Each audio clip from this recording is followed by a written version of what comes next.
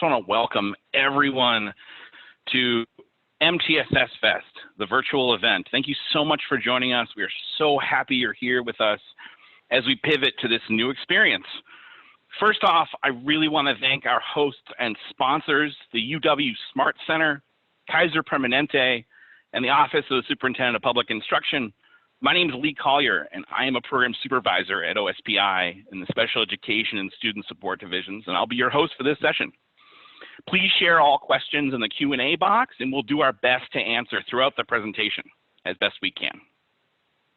It's my honor to welcome William Rasplica and Kelly Glick to present Moving from Ability to Achievement Discrepancy Model using RTI data within a comprehensive evaluation.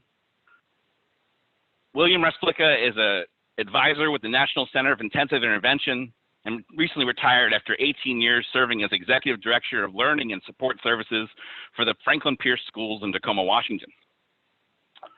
Kelly Glick is a school psychologist with the Franklin Pierce School District and has supported implementation of MTSS and the use of RTI for SLD at school and district levels in Franklin Pierce. It's now my pleasure to turn over to Bill and Kelly and to take over the presentation from here. Thank you guys so much for being here today with us. Okay, thanks, Lee. Let me see if I can share my screen here.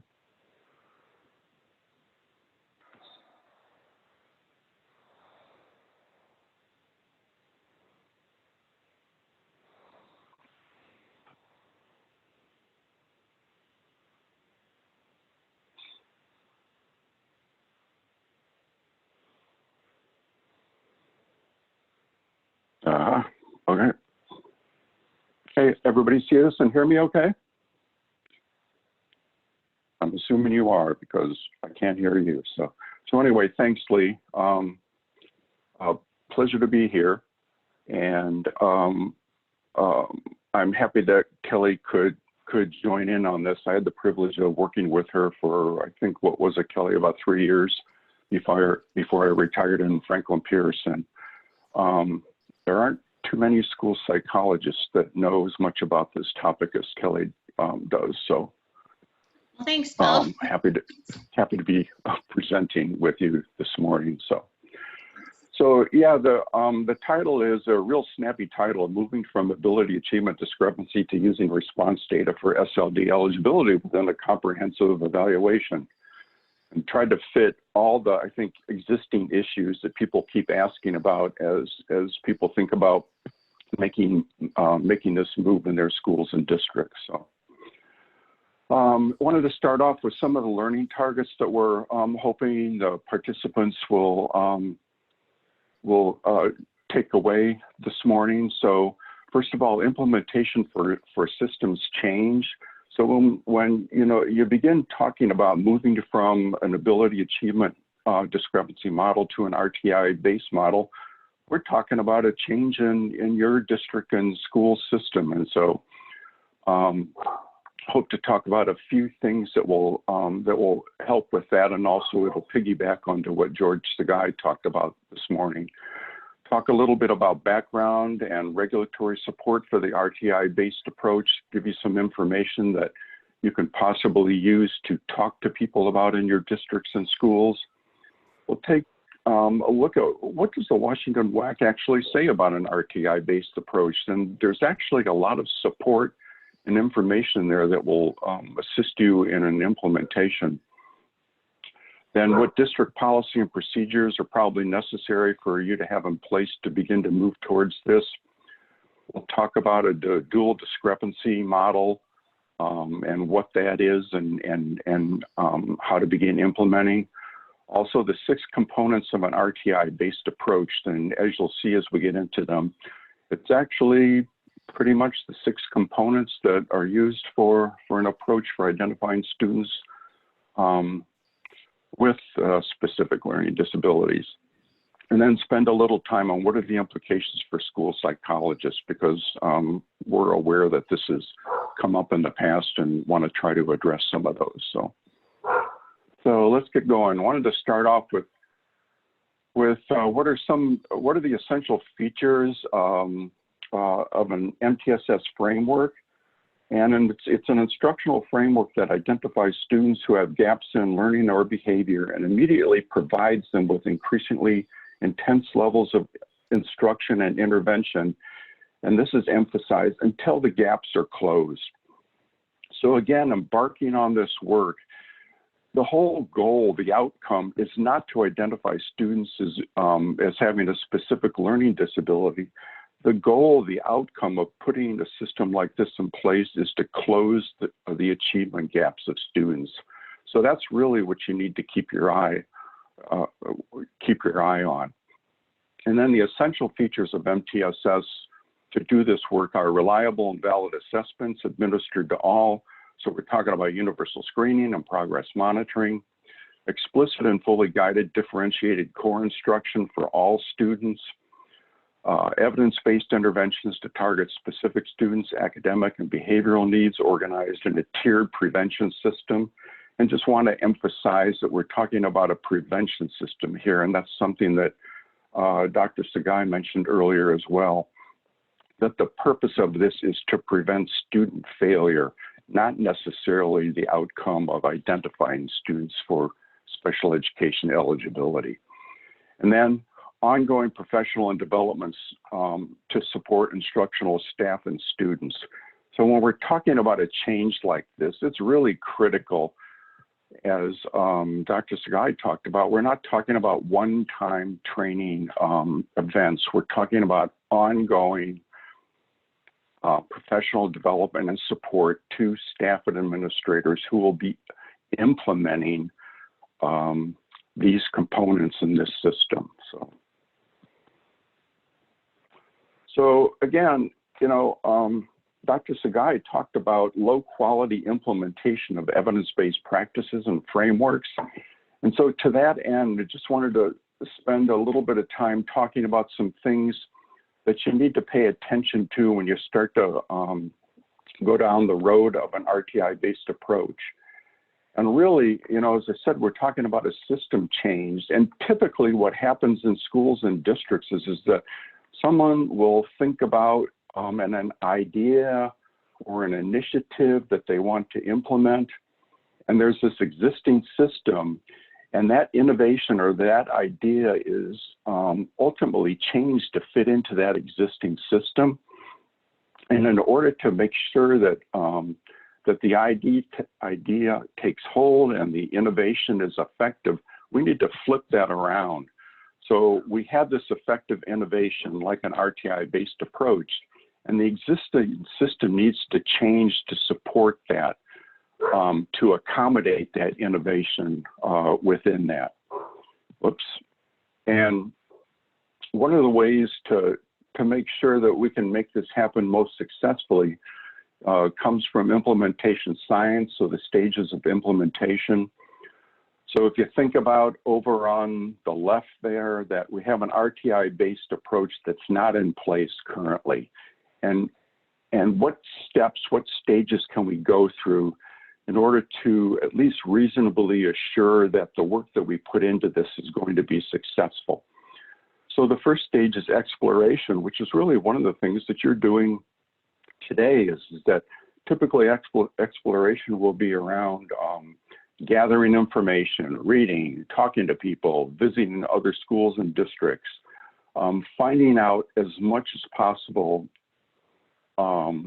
about the things that are going to be necessary in order to put an RTI-based approach into place. So then the next one would be installation. So you're taking that information that you've accumulated, that you've learned, and you're beginning to put together tools and systems that will help you do the work. So for example, part of your exploration might be around, well, what are the screening tools out there that are valid and reliable that we could possibly use? What are the progress monitoring tools? And once you have that information, you begin to build a framework within your district on how to implement that screening, how to implement and support those progress monitoring tools. And then once you have some of those things in place, then you can start moving into initial implementation. And we'll talk about, what's, how it's possible to do that in stages within a school district. So for example, for your initial implementation, your plan might include that you're going to start off K2 in reading across all your elementary schools. And then you gradually build on that system and you move into full implementation. And the whole idea is that if you carefully plan this out, if you strategically move through these stages of implementation, you'll be more likely to end up with an implementation that you can sustain and build upon as you go along. So then the other thing I just wanted to emphasize right now, and Dr. Sagai also mentioned Fidelity, that F word, that throughout the whole system here, fidelity really is extremely important. So if you think about a multi-level system, what's the fidelity involved there? The fidelity involved there is around instruction and teaching that students receive in the core and in Tier 2 and in Tier 3 and within special education services. Same thing for screening and progress monitoring. How is that screening and progress monitoring implemented? Do people who are doing it know what they're doing, and are they doing it the way that they're supposed to be doing it? And then the issue of database decision making.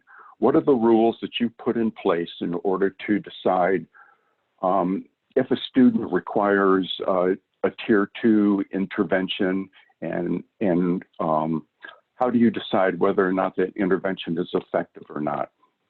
So it's just really, really important that once you begin to develop these things, that you write it down, because by writing it down, you can help to ensure that the fidelity that really goes through all these components of the implementation. So like, where did this whole thing come from, this RTI-based approach? And so if we go back in time a little bit, David Tilley talked about some assumptions that we operated under for a long, long time, and actually still do to a great extent. So the first assumption was that existing and widely used educational assessment procedures are sufficient and valid for differentiating instruction for students. So the whole point was that the tools that were currently and were being used then for disability identification actually ended up in giving us good information about what instruction students actually need.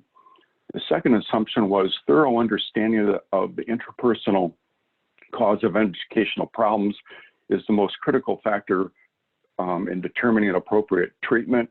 And we'll talk about how some of that information has been viewed and how we've changed our views on that in fact perhaps maybe the interpersonal approach is not the most effective way to do that. And the third assumption was that there are sufficient resources and meaningful strategies to provide differentiated instruction, and they're available within a large majority of our schools.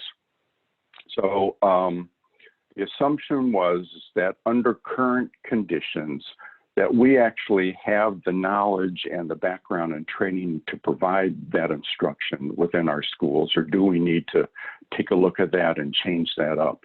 And then the fourth assumption was matching treatments to underlying characteristics of students will result in maximally effective interventions. So again, using that interpersonal information and designing some instruction around that, is that really going to move kids enough in order for us to close those gaps? So. And then back in 2007, there was an article by Mark Shin in School Psychology Review. And so keep in mind, this was in 2007. So when he says that for more than 25 years, add another, 13 years onto that. So for more than 38 years, accumulated evidence has strongly suggested that most students labeled SLD are those students with severe educational needs. In other words, they have performance discrepancies compared to students in their own communities, regardless of the stated eligibility criteria. So the point of this is that there are students that for various reasons, are not performing the way that we expect them to do it. And that perhaps it's more around their educational need, their need for certain types of instruction, as opposed to a particular disability label. So let's take a look at what the federal statute and regulations say, and I think this will be helpful in giving you a little more information about some things that you can begin to talk about back in your school district. So if you take a look at the federal regulation around specific learning disabilities, it says a state must adopt, consistent with this, a criteria for determining whether a child has a specific learning disability. And the state must not require the use of severe discrepancy between intellectual ability and achievement for determining whether a child has a specific learning disability. So the state cannot require that, and they must permit the use of a process based on the child's response to scientific research-based intervention. So someone back in your districts is going to start, if you're going to get into this discussion and begin to take a look at this work, you can very accurately tell them that the feds are saying that the states must permit the use of this process. So let's take a look at the comments to the 2004 regulations as well. So the IDEA reauthorization back in 2004 was the first time that an RTI-based approach appeared in the law. And when they're thinking of changes like this, they'll put their suggested regulations out there and ask for comments on those. And so therefore, so they talked about, therefore, systematically measuring processing difficulties on their link to treatment is not yet feasible. Processing deficits should be eliminated from the criteria for classification. And so then they say that, and there's discussion around that. And they come back and they say concerns about the absence for evidence for relations between cognitive discrepancy and SLD identification go way back. And also say that it's characterized as a hall of mirrors, a situation that's not approved over the past few years as different approaches of assessment of cognitive approaches have emerged. So, and they recommended no changes. So they were going to go forth with this. So, and then if you take further look at some of the comments in the regulations. So after they said that, then there was a little bit of pushback with this. Several commentators stated that the inter-individual differences, particularly in cognitive functions, are essential in identifying a child with SLD, and they should be included in the eligibility criteria. So again, there was discussion around that particular statement, and they came back and said an assessment of inter-individual differences in cognitive functions does not contribute to identification and intervention decisions for children suspected of having an SLD. So therefore, the regulations do, however, allow for the assessment of that if, in fact, you want to do that. And the regulations also allow for the assessment of discrepancies in intellectual development and achievement. So again, even based upon those discussions, they still wanted to move ahead with the inclusion of an RTI-based approach. So then further on down in time, in 2013, Perry Zerkel did a legal analysis of some of the RTI-based approach. And in that, he said the reliance on the PSW or patterns of strengths of weaknesses provision is misplaced. So back then there was discussion about, okay, fine, you want to do an RTI-based approach, but let's combine that with a PSW approach because, yeah, we do understand that there's some issues with ability achievement discrepancy. But if you take a look at the regulations, what Zerkel said was that via the connector or, you provide the PSW language as an alternative to, but not inclusive of RTI. So in other words, the commentary was clarifying that the Department of Education does not believe that an assessment of psychological or cognitive processing should be required in determining whether a child has SLD. So again, giving us further cause to stop and think about what is our practice and what do we begin to need to move towards. So the other thing that's occurred in the past few years is this comprehensive evaluation, what I'll call a skirmish, that people have looked at an RTI-based approach and said, well, you know, how can we do that? That's not a comprehensive evaluation if you use that approach. And I think it's really based upon really not understanding really what is meant by a comprehensive evaluation in the regulations. And if you take a look at it, the public agency must conduct a full individual evaluation. And a school district has to ensure that the child is assessed in all areas related to a suspected disability, including, if appropriate, health, vision, hearing, emotional status. All those things should be very familiar to us all. Also goes on to say that the evaluation is sufficiently comprehensive to identify all of the child's special education and related services needs. So it's just that the group of qualified individuals who is working on this evaluation just needs to consider all the information that they know about a child and make sure that the evaluation addresses all the identified possible needs of that child. So the meaning of all this is that what constitutes comprehensive is really determined on an individual basis in accordance with the student's needs. And so, you know, in the past, a comprehensive assessment was interpreted to mean a common battery of tests that we would do. You know, typically a common battery would be what? A WIS, a standardized achievement test, something else added in there. But the difference here is that during the MTSS RTI process, data gathered is related directly to the student's performance in their environment, in their classroom, in their school.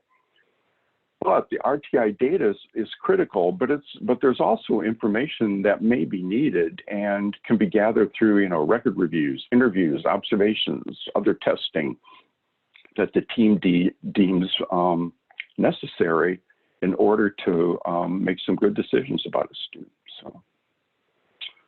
So that's the federal piece of it. So what does the Washington Administrative Code say about RTI data for SLD eligibility?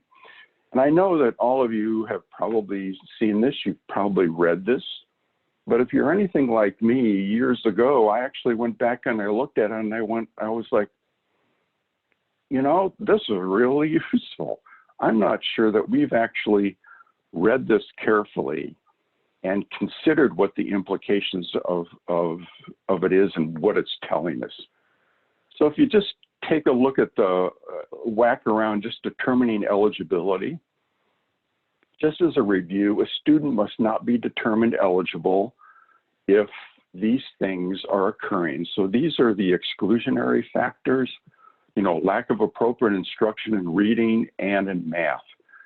So, you know, even if you're not using an RTI-based approach, we're supposed to be doing this. And how have we been doing that?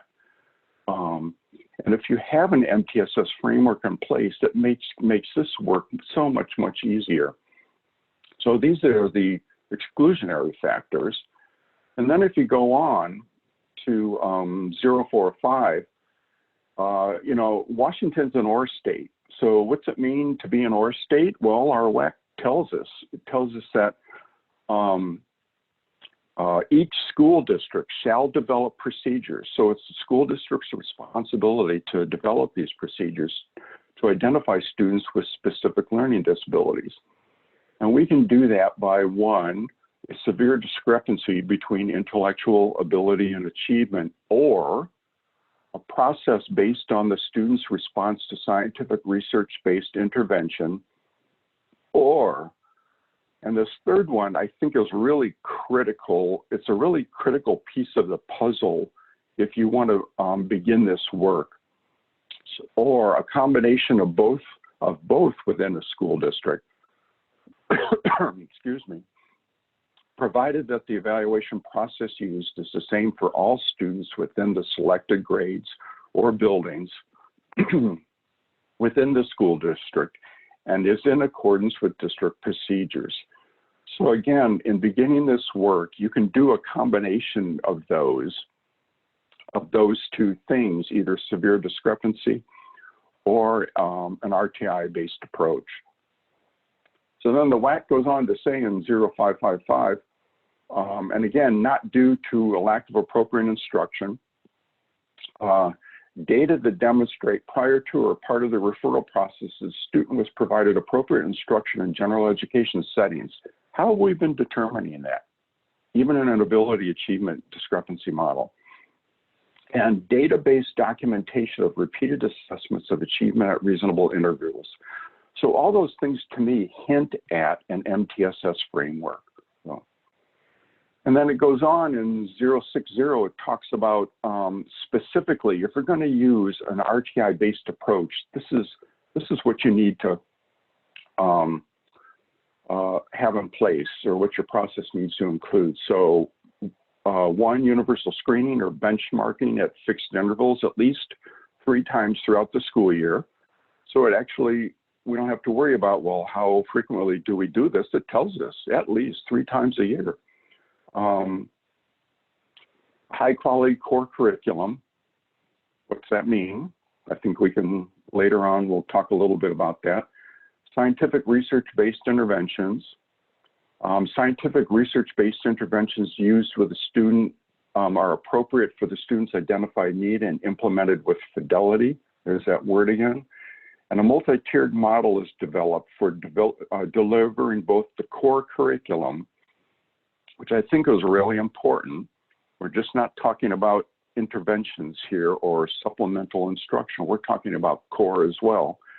And strategic, intensive scientific research-based interventions in general education settings. It's like, wow, what are the implications of that when it specifically says in the general education setting? And goes on to talk about frequent monitoring of individual student progress, decision-making using problem-solving or standard treatment protocols, intensive interventions. So a framework that allows you to intensify your instruction or intervention along the way in order to close that gap. And then here, such policies and procedures, and I'll talk a little bit about that in a second. And then, you know, there's that question about, well, how many interventions do we have to implement in order to say a student is SLD? Which is really not, I think, an accurate reading of what we're trying to do here, but they do provide some guidance. 2 or more intensive scientific research-based interventions identified to allow the student to progress towards his or her improvement targets. So at a minimum, there needs to be 2 or more interventions or intensification of interventions along the way in order to make that determination. And it also says, in addition to or in place of the core curriculum, which I think has some implications about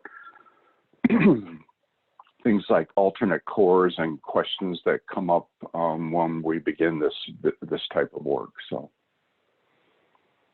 and then it also talks about long enough to gather sufficient data points below the student's aim line to demonstrate student response of each interventions through progress monitoring.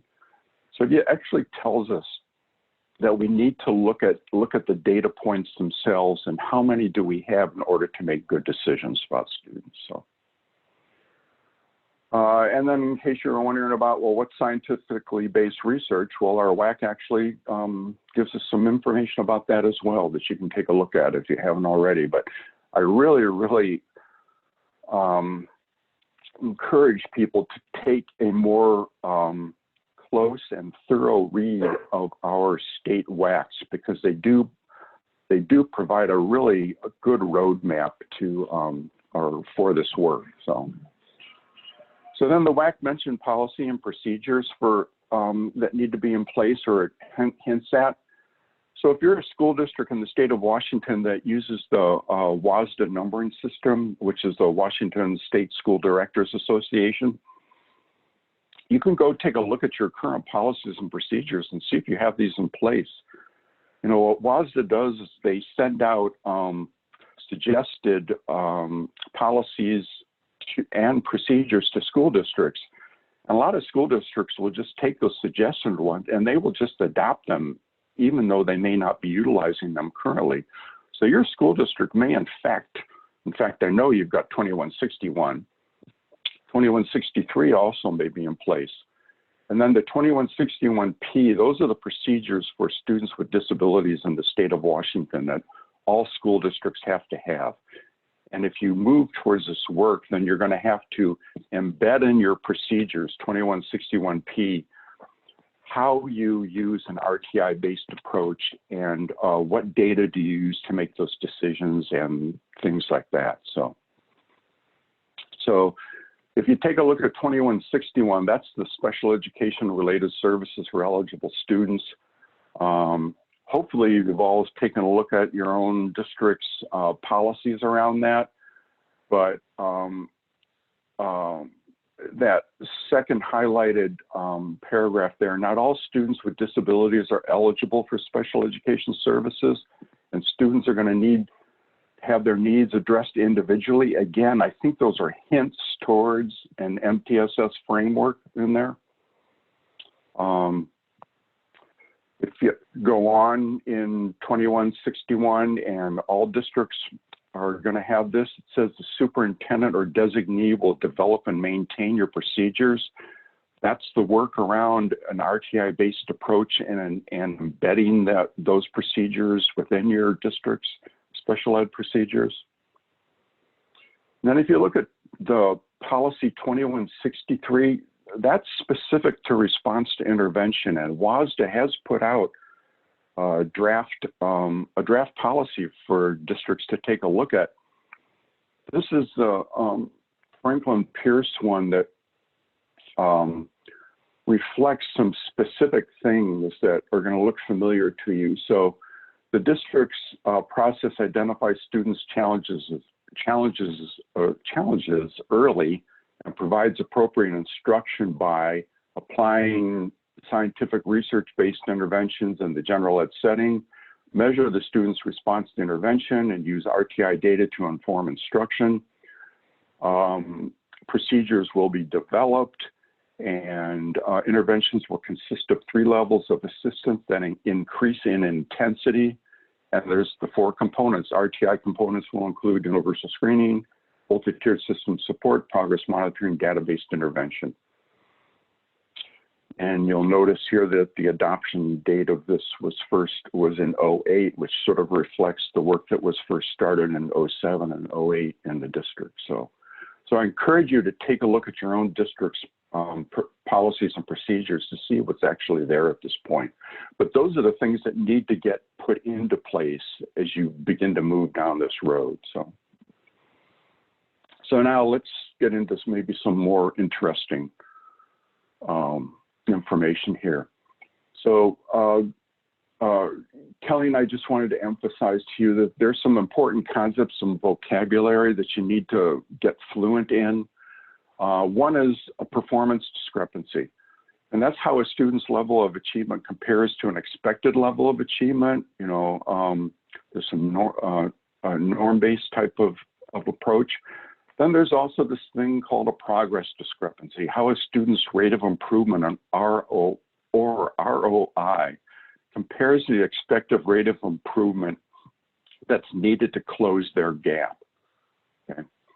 And then you put those 2 things together and you come up with the concept of a dual discrepancy model.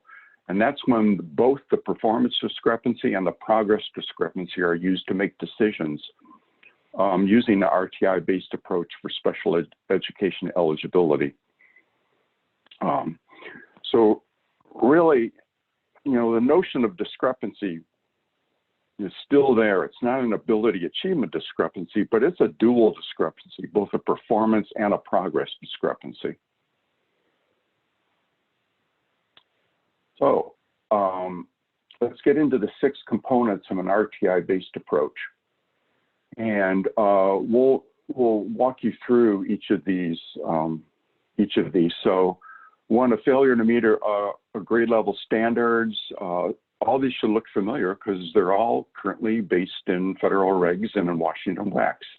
Lack sufficient response to scientific-based interventions, exclusionary factors, lack of appropriate instruction, observation of student documents, and then the specific documentation for eligibility determination. So the first component is failure to meet age grade in standards in one of the 8 areas. So you can use performance state assessments, universal screening data focused on foundational skills, formative assessments, progress monitoring, classroom observations for those things.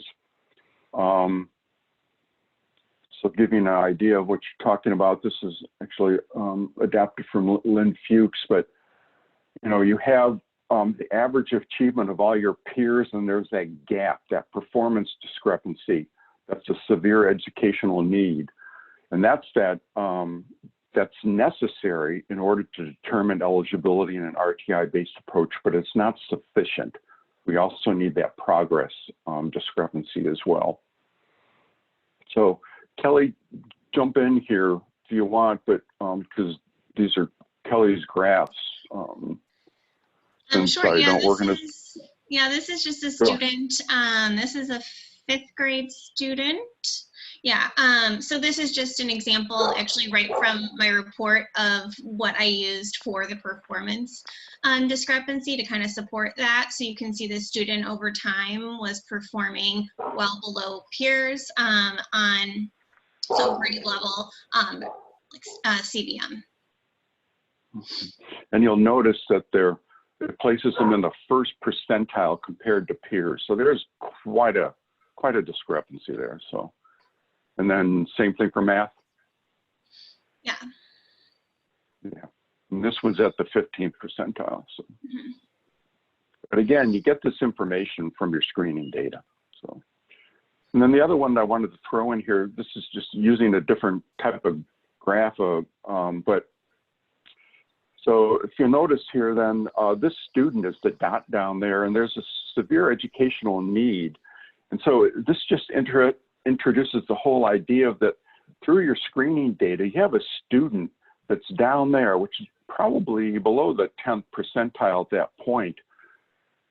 Is this a student that we might take through some tiered intervention, or do we have enough information at this point to say that, well, in this particular, in reading, there's such a performance discrepancy here that we might want to consider some intensive intervention right away. So again, another way to use that screening data to give you some information around instruction. So this particular student probably requires some intensive intervention at this point. So, and I'll turn it over to Kelly at this point. Okay, yeah, so this is now kind of, we're going into the lack of response. So again, it's confusing because, the discrepancies, we're still talking about discrepancies, but in this case, performance and progress. So for performance, what we're really looking for, at least, in Franklin Pierce, what we look at is that the students below the 10th percentile on a validated screening measure. And then from there, we'll look at other sources. And then progress discrepancy. So we're looking usually at the students' progress monitoring and that it's not progressing to where they're going to close that gap. And I mean, really what we're looking at here is just the difference between how the student is performing and making progress compared to what is expected.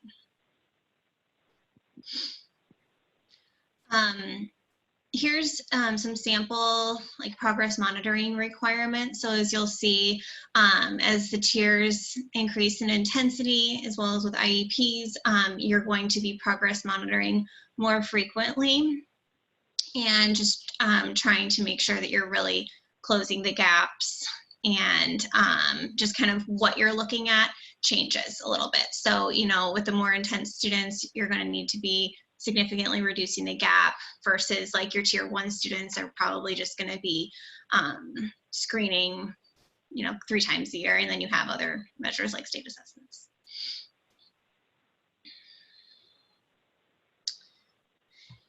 So this is a student, this is actually the same student that we had the graphs up before. This is looking at his progress. So this was a 5th grade student, but as noted in the performance discrepancy before, he was, you know, the 1st percentile compared to his peers and making a lot of errors. So this kind of goes through his progress at a 2nd grade level.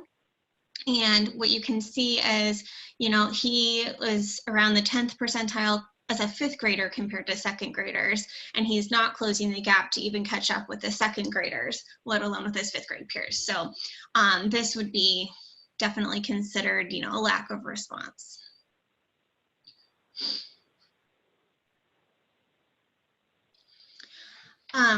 So a question that I often hear is, you know, if you're not doing cognitive and academic assessments, then what are you doing in the evaluations, and how do you ensure that it's comprehensive? So really the focus is on the performance and progress discrepancies. So when we're starting off, we have screening scores. So that's kind of usually where, when a referral comes through, I know I have screening scores, but then additional data, you know, we do assessments. It just depends, and they're going to look different depending on the kid and the need and what, you know, the input that you're getting from the team. It could be a standardized assessment. If it's an older student, you'll have state assessment scores too that can be included that will probably show you the performance discrepancy. But oftentimes, rather than doing standardized assessments, I'll also do like a diagnostic to try and look at specific skills. You could do that. Or like Ames Web used to have more of survey level assessments. FastBridge doesn't talk about those as much, but really if a student is well below their grade level compared to their grade level peers, how are they doing on lower grade levels, and kind of where do things match up?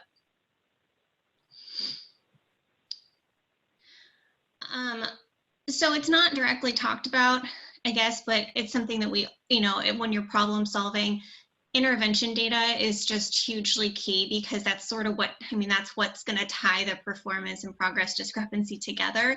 And I mean, it really, we need to be focusing on what we're doing and what we're putting in place for the students. So this goes in all of our reports as well, and is something that, you know, we're talking about as we problem solve well before we're getting to the point of a referral. But the important thing here is that you can see what interventions are in place, and that over time the intensity is increasing. That might be more time, it might be smaller groups, there might be supplemental or different things that the team's trying out.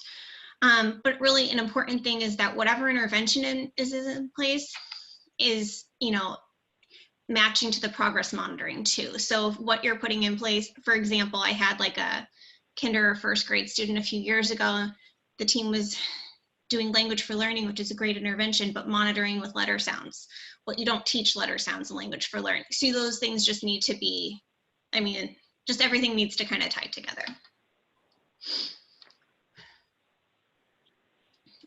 And then the progress discrepancies. So again, when we're looking at that, at evaluations, we'll have their progress monitoring data available already, and then other things that can be helpful to look at to see how the student is responding and how they're responding compared to peers is like lesson gains charts. So if your interventionists are able to tell you, okay, we're getting through a lesson a day, and that's what you would expect to make that catch-up growth, or is it taking 3 or 4 days to get through a lesson? Is the student passing the, you know, assessments in program, or are they not passing and then they have to go back and do remedies? Just stuff like that can really help with understanding, you know, their progress, especially when you compare it to other peers in their group and in their grade. And then accuracy is always something to consider, especially looking at progress. If you see his graph going up, that's good, as long as the errors aren't going up at the same rate. I think it's me. So then the third component is just the exclusionary factors, which we just talked about and you're, I think, all familiar with. But again, it's something that, the law and the regulations have not changed. So even though you're using an RTI-based approach, you need to still rule out these factors. So, and then the fourth component is lack of appropriate instruction in reading and math. And to me, when I first started thinking about this was always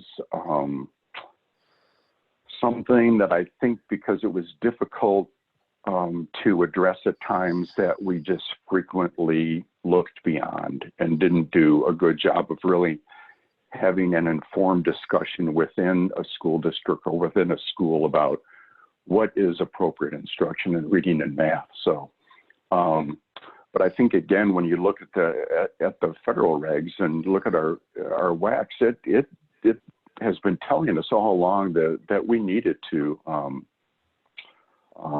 confront this particular issue. So one of the things we thought about is that, well, if we're trying to determine that, what are some examples of it? What's the work that's already been out there? So here's some, I guess you could call them rubrics of things that you could look at to help you determine whether or not instruction's been appropriate. So one thing is from Rob McGregor, talked about essential practices of high quality teaching. So things like designs effective standards-based instruction, high quality student-centered instruction, I think promotes high levels of student engagement, things like that. So there's some clues for us about, what is appropriate instruction. Another place to look is the University of Oregon Center for Teaching and Learning, research-based instruction. So if that's occurring, there's the teacher models instructional tasks when appropriate, provides explicit instruction, students are engaged in the lesson during teacher-led instruction, they're engaged in the lesson during independent work. So characteristics like that can help us determine whether or not we think instruction has been appropriate.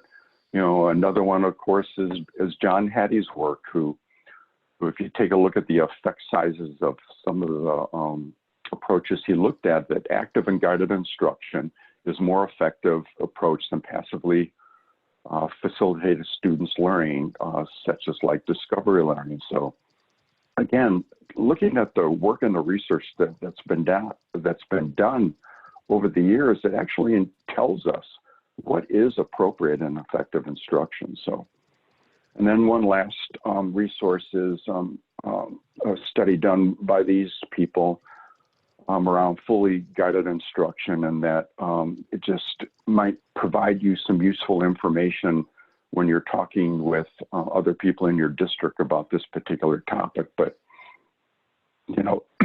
evidence from controlled experimental studies uniformly supports full and explicit instructional guidance. So, again, when we're talking about what's appropriate, what's effective instruction, and have students receive that, here's some resources that we can go to. So, and then the fifth component is just the observational requirement. Again, just emphasizing that behavioral observation, things like event recording, time sampling, interval recording, informal and anecdotal questions to consider when you're doing observations. Students' performance and behavior in the area of concern. Is it typical?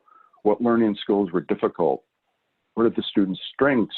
Was the student engaged? Things like that. So, and then the sixth one is just the documentation, and the WAC clearly outlines what we're required to document if we're using an RTI-based approach, and that's actually reflected in a lot of the evaluation and IEP software that districts use these days. So, but the last bullet there, the school team will ultimately make the determination of existence of a specific learning disability and the need for special ed through the examination of multiple sources of data.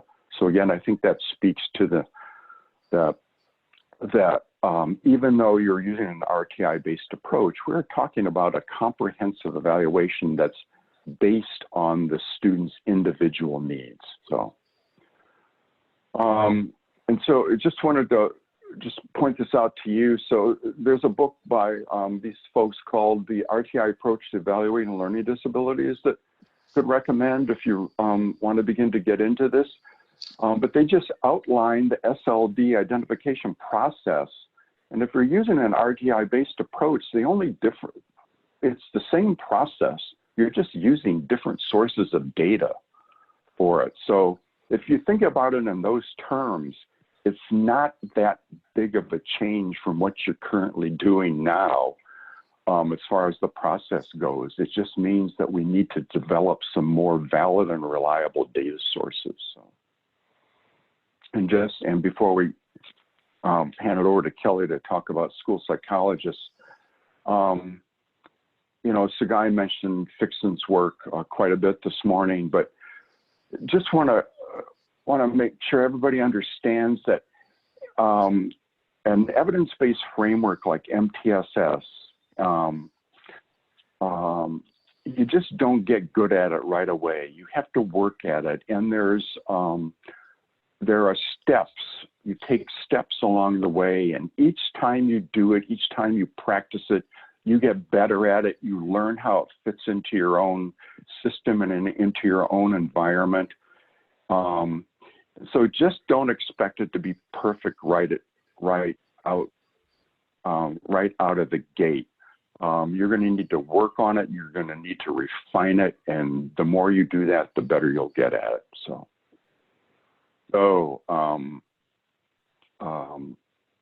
wanted Kelly to talk about just implications for school psychologists, because I know that comes up a lot. So. Yeah, I think it's a big shift, and it changes school psych's jobs a bit. And I know people always ask, you know, if we're not testing as much, then, you know, what are we doing? And I actually think there's a ton of opportunities for school psychologists. A big thing is systems. So, you know, as schools are moving into, you know, implementing MTSS, just things like screening, which sounds pretty simple. You know, not everybody is trained in administering assessments using standardized directions. That's a huge one with screening. You really, for scores to be valid and reliable, you have to be following the standardized directions. You need to be training. School psychs can be very helpful with doing that and kind of encouraging those things. Same with progress monitoring. I can't tell you how often I'm working with teams on what's the right measure, what's an appropriate ROI, how should we set the goal, and then making just consistent decisions. So even working on like district level teams, school psychs can be really helpful. You know, again, using that data to help identify where do we even start, who needs the interventions, and then at what point does this data kind of suggest that we need to be proceeding with an evaluation. Lots of problem solving with teams, which I think is really nice that, you know, we have an opportunity to problem solve using data with teams before we're going into evaluations. You know, it's really about, you know, getting kids to respond and close the gap before we're saying that they have a disability. And just interpreting data. The more that we're using data, the more questions come up. You know, what's a percentile? How do you use a norm? How are these different? You know, and just those types of questions oftentimes, you know, kind of fielding and helping with that. Kind of already talked about it, but increased participation, not just SPED. And then really, like, as schools move towards RTI for SLD, there's a lot of people that just need help in understanding how that works.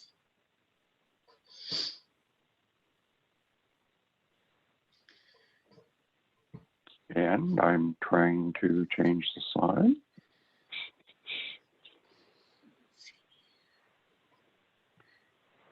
Mm-hmm. Did it work? Oh, there we go. Oh, okay. So then referrals, evaluation questions that come up. I've seen an increase in what I would call appropriate referrals. You know, by the time I'm getting a referral, there's data and it's good data. It's not always perfect, but that improves as systems improve.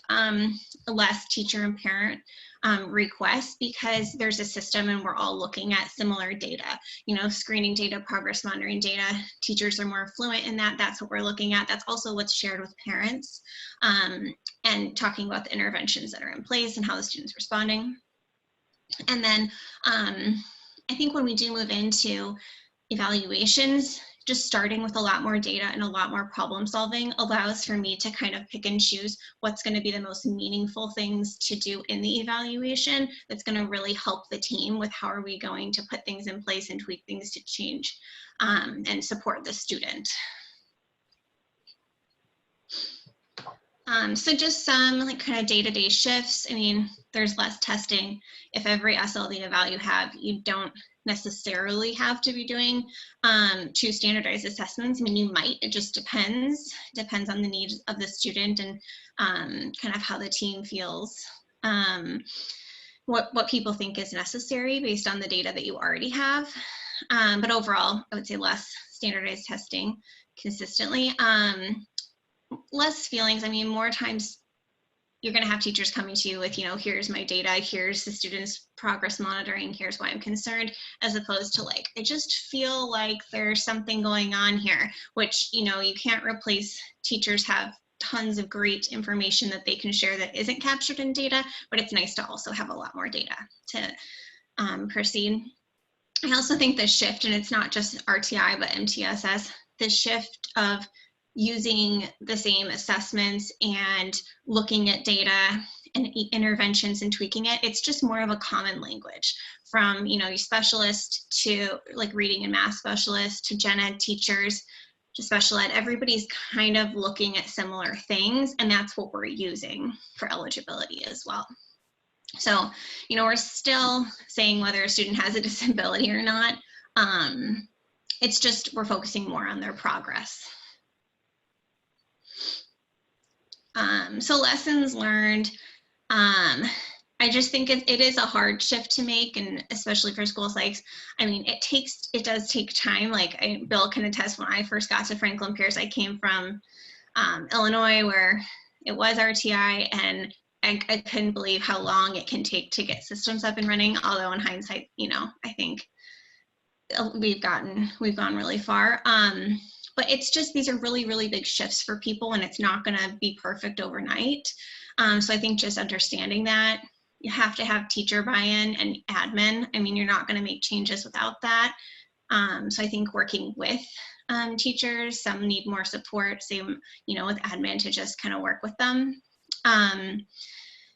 Like, especially at the beginning, like things aren't going to be perfect. You're not going to have like, all your tiered interventions running with Fidelity and screening and progress monitoring. And that's okay. At some point you just kind of have to, be putting things in place and do your best to jump in when you can.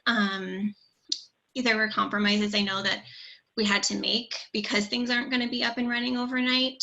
For me, like I chose to kind of focus on the most intense students when possible and really try and advocate to get things in place for them. I also thought that was really helpful because then once we were able to start moving towards doing some evals, that was a good model for everybody to see, well, this is how it works. And then just like keeping in mind common sense. I think sometimes it can be easy, especially as districts are coming up with, here's what we need, and identifying, which is super helpful, identifying what needs to be in place. But, we can't lose sight of the common sense. Like we don't need to wait 6 weeks or 8 weeks or 12 weeks if a student is like just really struggling. At some point we need to jump in. We don't need to wait for students to fail tier 2 intervention to give them a tier 3 intervention. We need to just support students based on the data. Lots of questions about child find. How do you ensure that we're not waiting for a kid to fail? I mean, really the goal is to be putting things in place immediately. So we should have supports in place for the students, hopefully even faster, just using an MTSS model. And when there's evidence of a suspected disability, then, we still need to proceed. We still need to think about other eligibility categories. SLD is not the only one. But, you know, I don't think that this is really like an RTI, MTSS thing. It's something that we always need to be aware of and just kind of problem solve with teams using data to ensure that we're not doing this. And Bill talked about this before, but I think one hesitation or thing that, you know, is kind of concerning is how do you bring up if the student has had that appropriate instruction or lack thereof. You know, you don't want to be the person certainly going in and kind of checking and saying, you know, it's Fidelity or not. And I don't think, I mean, that has not been my experience. I actually think what has been helpful as districts move towards RTI is saying, you know, here's what we say, here's what appropriate instruction is. It increases with intensity, these types of programs, etc. And I think spelling it out allows us to have like a more productive conversation about how can we intensify and what can we do. I also think that I've seen it like really like empower teachers more to be able to say, here's what we have in place, here's the instruction, I know it is good, how can we do something? So that there's some questions in the chat, guys. We have gone quickly, and I know we're at the end of our time, so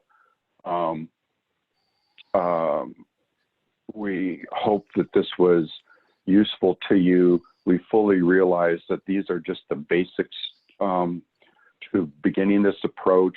As you get into it, there are things like decision rules and other things that we could talk about with more time, but we thank you for listening and hope that it was helpful to you.